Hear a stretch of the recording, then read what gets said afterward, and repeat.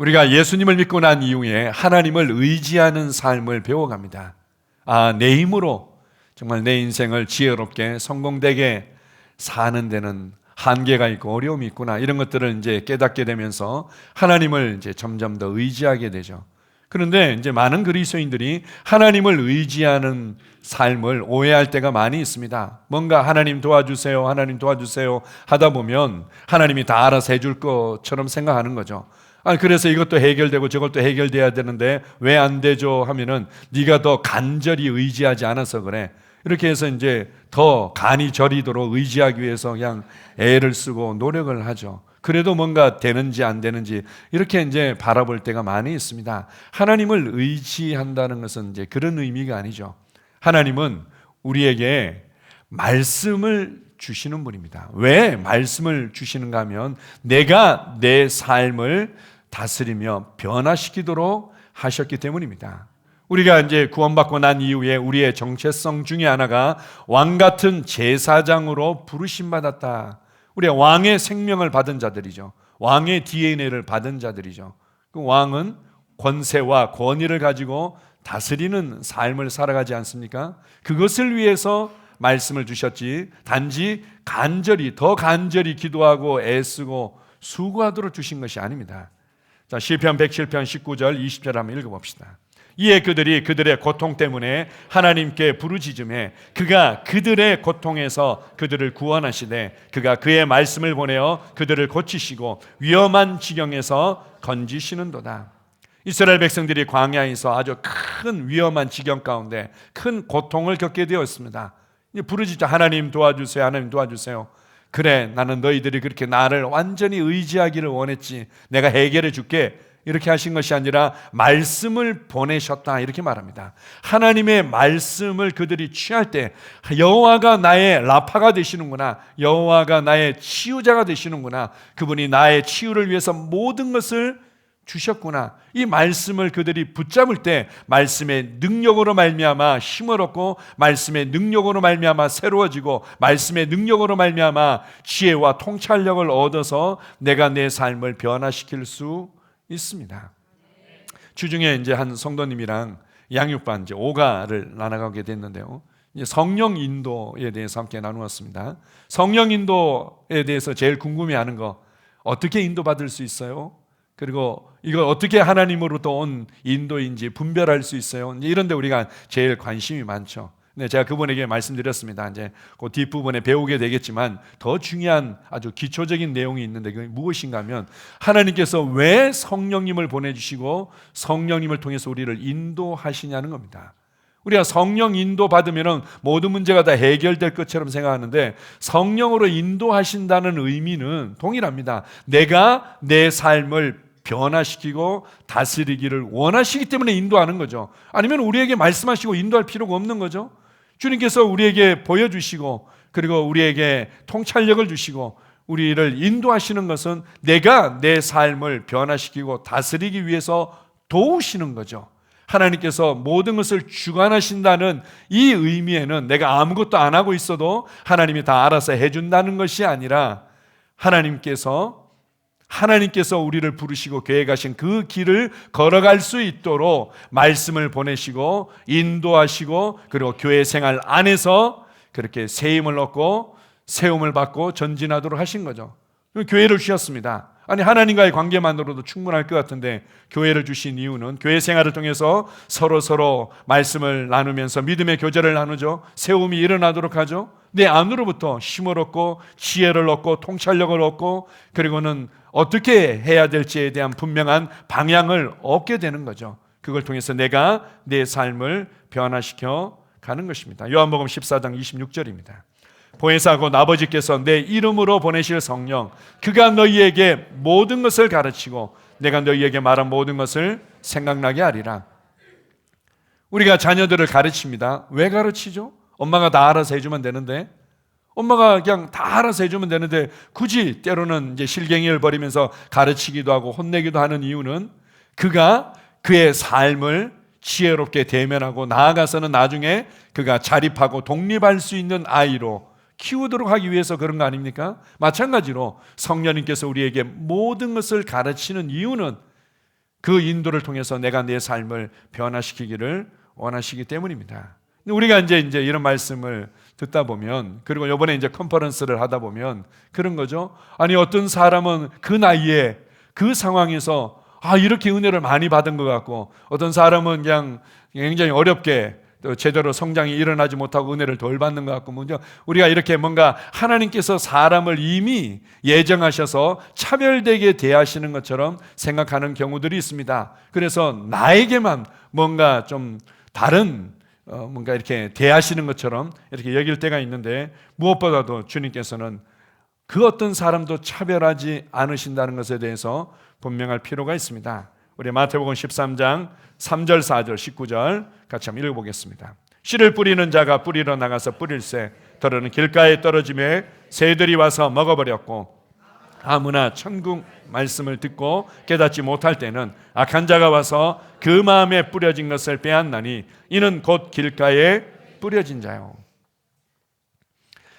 하나님의 왕국의 비밀이 있습니다. 이 영적인 나라이고 영적인 세계에서 일어나는 일들이기 때문에 어떻게 하나님의 나라가 움직여지는지, 이 나라의 법이 무엇인지, 이 나라의 진정한 이 모든 상황들이 어떻게 되는지 잘 모르는 거죠. 그래서 하나님께서 예수님을 통해서 이 땅에서 일어나는 육신적인 일들을 가지고 비유로 설명해 준 겁니다.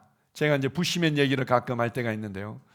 부시맨이랑 만나가지고 대화를 하는데, 너 어떻게 이 오지까지 오게 됐니? 비행기 타고 왔지? 이러면, 비행기? 비행기가 뭐야? 그러니까 비행기 그거 아주 큰 새인데 쇠로 만들어져 있어. 아무리 설명해도 얘기가 안 되는 거죠. 그런 경우들 어떻게 해요? 모형을 가지고 이렇게 이제 되어진 건데 이것이 굉장히 커. 이렇게 하면 그나마 이제 조금 더 쉽게 이해하지 않습니까? 그래서 이제 주님께서 우리에게 구약을 주신 거죠. 이 율법과 이제 이 모든 것들을 주신 것은 모형과 그림자로 주신 것이다, 이렇게 말하는데요. 마찬가지로 주님께서 비유로 하나님 나라의 일들을 설명해 주셨습니다. 그래서 이 하나님 나라의 일들을 알기 위해서 주신 비유를 푸는 열쇠를 동시에 던져주셨는데, 그것이 바로 씨 뿌리는 자의 비유라는 거죠. 이 씨 뿌리는 자의 비유를 알 때만이 나머지 비유들도 제대로 해석할 수 있고 하나님 왕국의 일들의 그 비밀들을 깨달아 알 수 있다, 이렇게 말씀하십니다. 어쨌든 여기 보게 되면 하나님께서 씨 뿌리는 자로서 말씀에 씨를 뿌리고 있다, 이렇게 말씀합니다. 하나님은 굉장히 지혜로우신 분이고 정확한 분이시기 때문에 씨를 어떻게 뿌려야 되겠습니까? 아주 정확한 지점에. 저희 이제 시골에서 농사를 지을 때 보면, 저도 이제 밭일 도와줄 때가 있었는데요. 보통 이제 지팡이 같은 거 가지고 콕콕 찍어 가지고는 보통 이제 모종을 심죠. 고추 모종 같은 데 보면은 이게 콕 찍어 가지고는 심고, 콕 찍어 가지고 심고. 저희 이제 장모님께서 이 개천의 이 뚝에 검은 콩을 많이 심습니다. 그래서 검은 콩을 자주 드시고 그거 가지고 또 이제 또 팔아 가지고는 이제 도움이 되기도 하고 그러시는데요. 그런 것도 마찬가지로 콕 찍어 가지고 몇 알 심고, 콕 찍어 가지고 몇 알 심고, 이렇게 하죠. 그런 면에서 하나님께서는 뭔가 이 말씀을 누구에게만 더 많이 가르쳐 주시고 누구에게는 뭐 제대로 안 가르쳐 주시는 것 같고 차별하시는 것처럼 우리가 이제 현상적으로 느껴질 수 있는데, 그게 아니라 씨를 뿌리신다, 이렇게 말합니다. 뿌리시는 겁니다.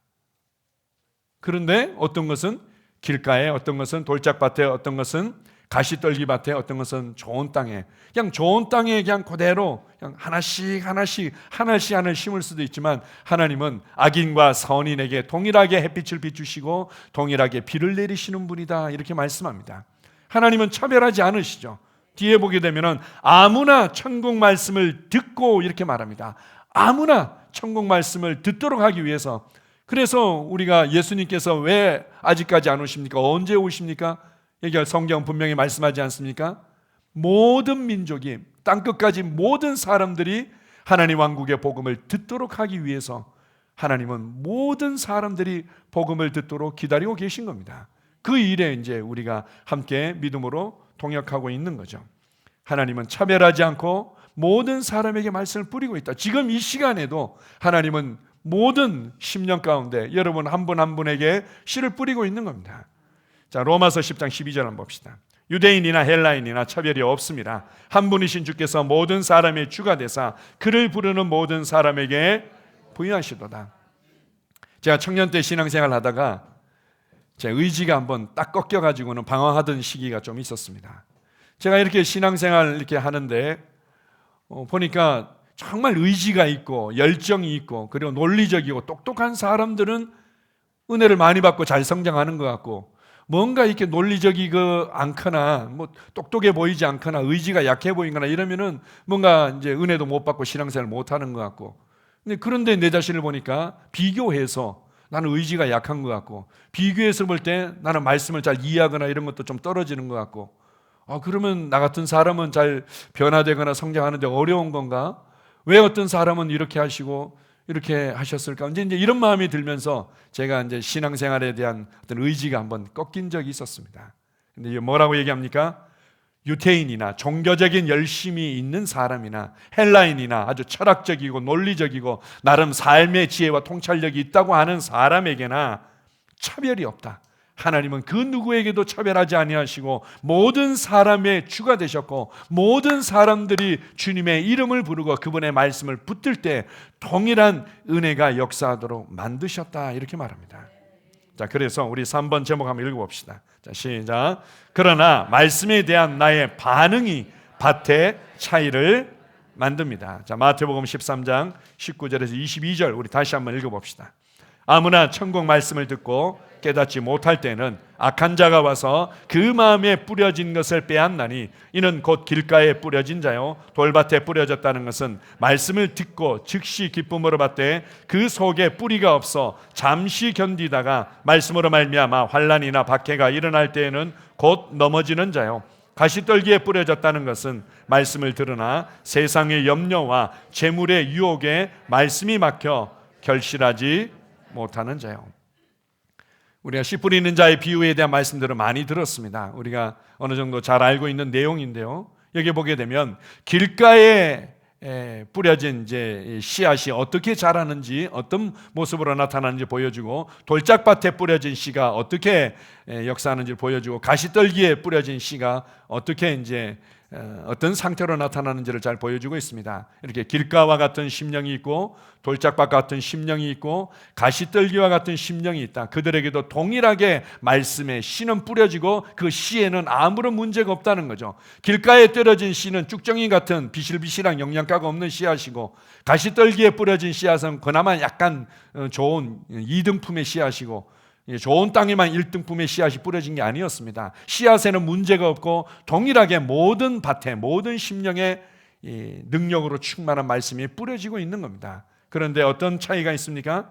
밑에 보시면은 말씀을 듣지만 깨닫지 못하는 것이 길가와 같은 심령이다, 이렇게 말합니다. 왜 깨닫지 못할까요? 말씀을 동일하게 듣는데 깨닫지 못한다. 악한 자가 와서 깨닫지 못한 것을 빼앗아간다. 깨닫지 못하도록 방해하는 것도 있지만 내가 깨닫지 못하니까 완전히 그것이 사라지도록, 내 속에서 더 이상 역사하지 못하도록 빼앗아간다, 이렇게 말합니다. 우리가 이렇게 깨닫지 못하는 이유는 한번 읽어봅시다. 내 삶을 변화시키기 위해 내게 주신 하나님의 말씀으로 받아들이지 않기 때문이다. 물론 우리가 이제 전달하는 사람이 좀 더 이해할 수 있도록 좀 친절하게 도움을 드리기 위해서 수고해야 되는 부분들도 있을 수 있겠지만, 그러나 말씀은 논리적으로 이해된다고 돼서 꼭 깨닫는 것은 아니죠. 그런 면에서 지금 내 삶을 변화시키기 위해서 내게 주시는 하나님의 말씀이구나 라는 관점과 태도와 사모함을 가지고 말씀을 들으면 깨닫게 되어 있습니다. 성령님께서 우리 가운데 말씀이 그렇게 열려지고 계시가 일어나도록 역사하시죠. 근데 대부분의 사람들이 말씀을 들을 때 좋은 말씀이네요, 그렇지만 말씀은 말씀이고 내 삶은 삶이고, 이렇게 이제 우리가 이분법적으로 분리해서 이제 받아들이는 경우들이 많은 거죠. 말씀이 선포되는 자리에, 그것이 개인적인 시간이든 세례세의 시간이든 우리가 함께 모여서 드리는 이제 전체 주일 예배 때의 시간이든 아니면 내가 책을 읽는 시간이든 어떤 시간이든 하나님께서 말씀의 씨를 뿌릴 때, 지금 내 삶을 변화시키기 위해서 내게 주시는 말씀이구나 라고 집중해서 들을 때 말씀을 깨닫게 되어 있는 겁니다. 근데 이제 그게 대해서 관심이 없는 거죠. 지금 하나님께서 내 삶을 변화시키도록 나의 이 가정 문제에, 나와 남편과 아내와의 문제에 해결되어지도록 지금 말씀하고 있구나. 내 이 건강 문제를 해결하도록 지금 말씀하고 있구나. 근데 관계에서 해결되도록 지금 말씀하고 있구나. 이렇게 이제 말씀을 바라보고 받아들일 때 말씀을 깨닫게 되는 거죠. 물론 또 이런 것도 있습니다. 우리가 이제 함께 모여서 주님께 집중하고 우리의 영을 활짝 열고 주님의 은혜와 그 임재와 말씀의 능력들을 받고자 하면 이제 이게 영적인 세계가 우리 가운데서 막 활발하게 일어나기 시작하는 거죠. 그래서 저는 사실은 부부 관계에 대해서 말씀을 가르치고 있는데 갑자기 은혜 받고 계시가 일어났다는 거예요. 재정에 대해서. 그래서 이 말씀 똑바로 안 들었구나. 이제 이런 게 아닌 거죠. 말씀을 똑바로 안 듣고의 문제가 아니라 이미 주님께 대해서 열려 있다 보니까 메시지는 치유에 대해서 선포하고 있는데 부부관계에 대한 해답을 얻을 때가 있습니다. 그리고는 또 재정에 대해 선포하고 있는데 오히려 치유에 대한 계시가 일어나고 치유를 받을 때가 있는 거죠. 말씀을 통해서 아주 핀셋으로 역사하듯이 이렇게 말씀을 받는 대로 믿음이 세워지고 그 믿음으로 말미암아 그 말씀대로의 은혜들을 취하는 부분도 있지만, 그러나 그것과 상관없이 이미 우리가 영적으로 열려지고 주님께 집중하고 있기 때문에 그 상황에서 주님께서 나의 필요들을 그냥 공급하시고 채우시는 겁니다. 이러한 그림들을 가지고 이러한 부분에 있어서 우리가 말씀을 기대하고 집중하지 않는다면 깨닫지 못하는 거죠. 좋은 말씀인 것 같아요. 근데 조금 반복되고 좀 긴 것 같아요. 이러다가 이제 지나가 버리는 거죠. 두 번째, 이제 돌짝밭과 같은 심령이 있습니다. 그것은 말씀을 좋아하는 거죠. 너무 기뻐하고 말씀을 받아서 뿌리를 내리는 듯 하는데 문제가 되는 겁니다. 한번 읽어봅시다. 3-2번. 말씀을 좋아하지만 말씀 때문에 받게 되는 불이익이나 어려움을 두려워한다. 말씀으로 말미암아 환난이나 박해가 일어날 때는 넘어진다.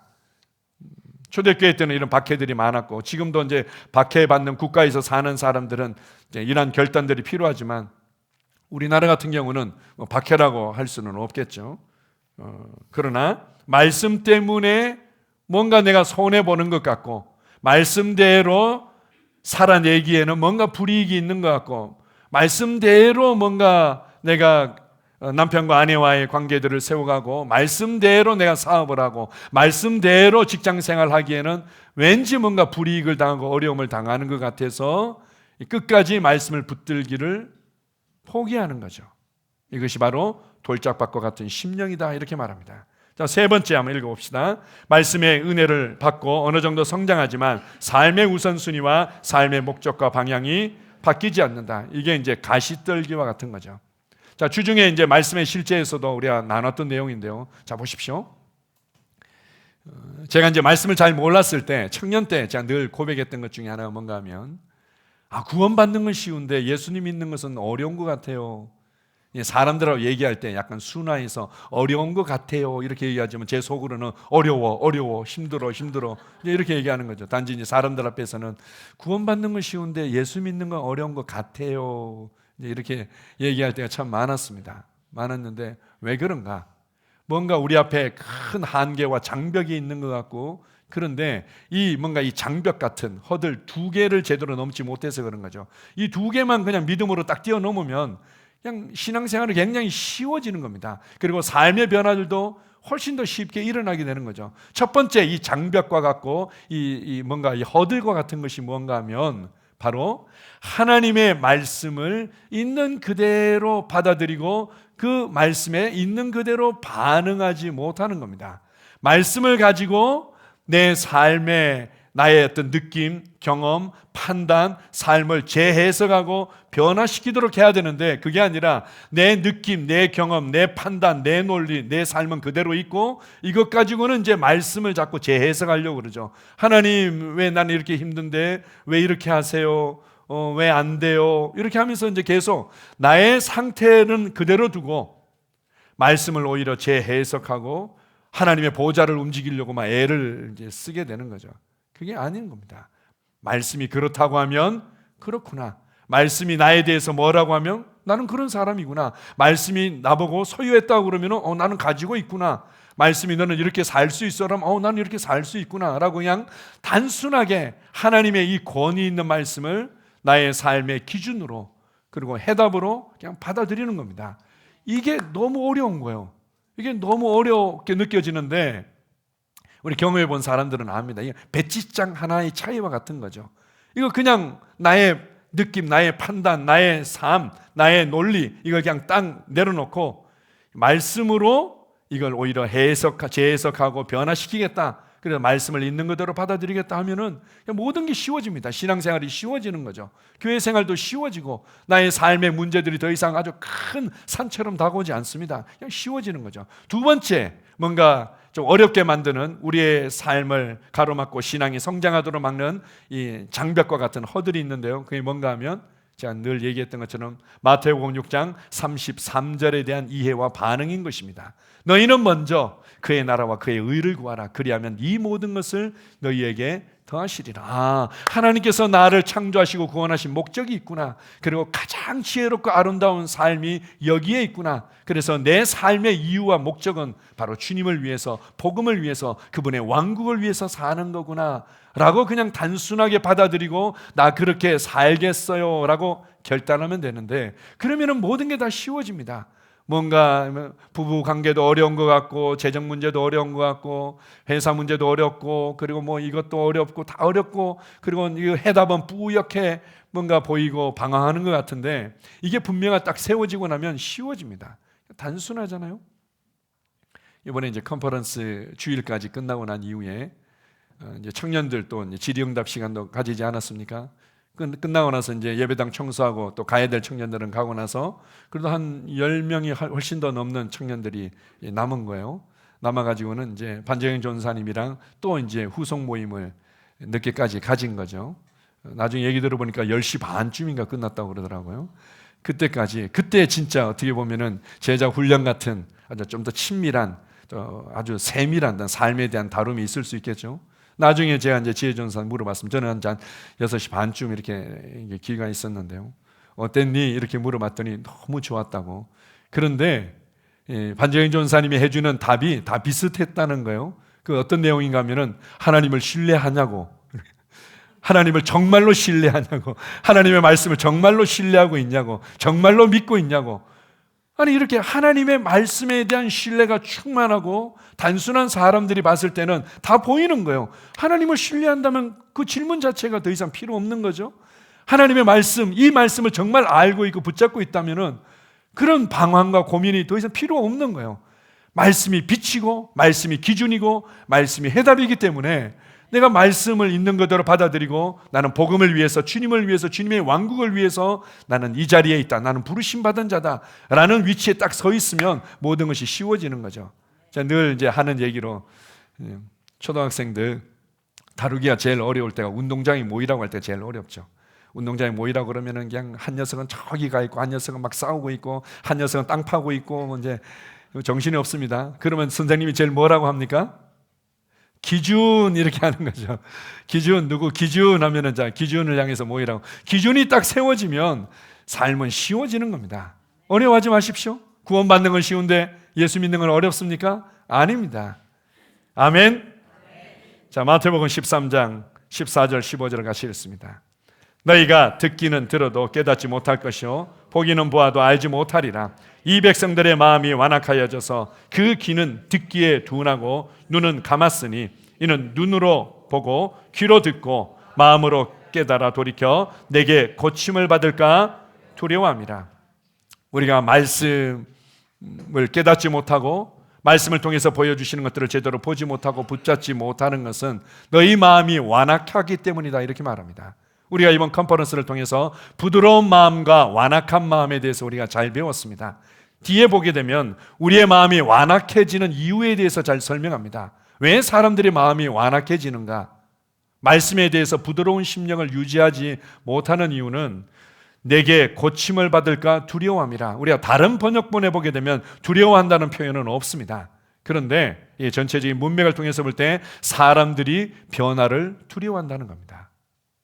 뭔가 그냥 내 지금 현재 삶에서 그냥 약간 도움이 되거나 약간 좋아지는 것 외에는 뭔가 나의 시간을 조정하고 나의 관계를 조정하고 나의 삶의 목표와 이유들을 조정하고 이제 이런 것들에 대한 막연한 불안과 두려움을 가지고 있기 때문에 말씀을 있는 그대로 받아들이는데 어려움이 있다는 거죠. 우리가 그렇게 해서 뭔가 변화를 두려워하고 하나님의 말씀대로 반응할 때 나타나는 내 삶의 여러 가지 조정들을 불안해하고 힘들어하는 거죠. 그냥 익숙한 데서 약간만 좋아지면 좋겠어요. 약간 뭔가 재정이 늘어났으면 좋겠어요. 약간 뭔가 편해졌으면 좋겠어요. 이거 외에는 우리가 이제 두려워하는 마음들이 있다는 겁니다. 그럴 때 완악해진다. 사실 말씀에 대한 나의 반응이 차이를 만들고 있을 뿐이지 하나님의 말씀의 역사들은 매일매일 매 순간 우리에게 넘치고 있습니다. 자, 밑에 땡 한번 읽어봅시다. 하나님의 말씀만이 참된 기준입니다. 내 경험과 논리와 느낌으로 하나님의 말씀을 판단하지 않습니다. 하나님의 말씀을 단순하게 신뢰하고 받아들여서 나의 경험과 판단과 느낌과 삶을 재해석합니다. 자, 보십시오. 우리가 삶의 변화되기를 원하죠? 지금보다 훨씬 더 변화되기를 원하고 위로 가고 앞으로 가고 전진하기를 원하고 더 많은 열매들을 얻기를 원하고 더 많은 자유를 얻기를 원합니다. 그런데 문제는 어디에 있냐면은 예전처럼 똑같이 바라보고 있고 예전과 똑같이 생각하고 있고 예전과 똑같이 말하고 있고 예전과 똑같이 선택하며 반응하고 있으면서 예전보다 더 좋은 열매가 맺히기를 원하는 거죠. 이걸 아인슈타인이 그렇게 얘기했나요? 이건 정신 나간 것이다. 이렇게 얘기를 하는 거죠. 그럼 어떻게 할 수 있습니까? 내가 아무리 애쓰고 노력하고 뭔가 배운다고 하더라도 결국 육신을 입고 이 땅에 살아가는 사람들의 지혜와 삶의 수준에서는 이거 뭐 더 이상 내가 뭐 어떤 다른 것을 본다든지 다른 것을 말하는 것들이 어려운 거죠. 그래서 하나님께서 우리에게 말씀을 보내신 겁니다. 하나님 수준의 하나님 스케일로 볼 수 있도록 말씀을 우리 가운데 넣어주신 것이고 하나님의 말씀을 우리가 단순하게 받아들일 때 하나님의 수준으로 하나님의 스케일로 말하고 반응할 수 있게 하는 거죠. 그래야만 다른 결과들이 나올 수 있는 겁니다. 그래서 우리가 말씀에 대해서 기꺼이 부드러운 심령으로 받기를 주님은 원하십니다. 마태복음 13장 10절에서 12절입니다. 제자들이 예수께 나와 이르되 어찌하여 그들에게 비유로 말씀하시나이까? 대답하여 이르시되 천국의 비밀을 아는 것이 너희에게는 허락되었으나 그들에게는 아니 되었나니 무릇 있는 자는 받아 넉넉하게 되되 없는 자는 그 있는 것도 빼앗기리라. 천국의 비밀을 아는 것이 제자들에게 허락되어졌다. 이번에 이제 컨퍼런스 때 무리의 마인드와 제자의 마인드에 관해서도 그냥 속을 후벼 파듯이 이렇게 잘 구분해서 말씀해 주신 부분도 있는데 여기에 뒷부분에 뭐라고 얘기합니까? 있는 자는 더 받을 수 있도록 하고 없는 자는 그 있는 것까지 빼앗기도록 하나님께서 그렇게 비유로 설명하시며 디자인하셨다는 거죠. 무슨 말인가 하면 왜 비유로 말씀하셨는가? 영적인 세계를 도무지 알지 못하니까 모형과 그림자로서 디딤돌로서 우리에게 이제 주신 측면들이 있는 거죠. 그러나 동시에 비유로 설명되어지면 어떡합니까? 내가 궁금하면 정말 알고 싶으면 그리고 말씀의 그 실제와 능력을 경험하고 싶다면 가르쳐 달라고 하겠죠. 대체 무슨 뜻이에요? 알고 싶은데요. 이건 어떤 의미일까요? 이렇게 이제 기대하고 갈망하고 추구하게 돼 있는 겁니다. 그렇게 말씀을 알고자 하고 추구하는 자들은 더 받게 될 것이고 그리고 그렇게 반응하기를 원치 않고 변화되기를 두려워하며 원치 않는 자들은 그나마 있다고 여기는 것마저 빼앗기게 될 것이다. 이렇게 말합니다. 이제 어떻게 보면 이제 선택의 여지가 없는 거죠. 더 받는 자리로 나아갈 건지 그나마 있다고 여겨지는 것마저 빼앗기는 자리로 나아갈 건지. 그래서 하나님은 우리가 말씀에 대해서 기대를 갖고 더 사모하고 추구하도록 하기 위해서 비유로 가르쳐 주신 부분들이 있는 겁니다. 자, 4번 우리 제목 한번 읽어봅시다. 자, 시작. 말씀에 대한 나의 반응이 열매의 차이를 만듭니다. 자, 마태복음 13장 23절입니다. 좋은 땅에 뿌려졌다는 것은 말씀을 듣고 깨닫는 자니 결실하여 어떤 것은 100배, 어떤 것은 60배, 어떤 것은 30배가 되느니라 하시더라. 우리가 봤을 때는 30배 열매를 맺을 사람을 정하신 것처럼 또 느껴질 때가 있죠. 어떤 사람은 100배의 열매를 맺도록 정해진 것 같은데요. 옥수수를 한번 생각해 보십시오.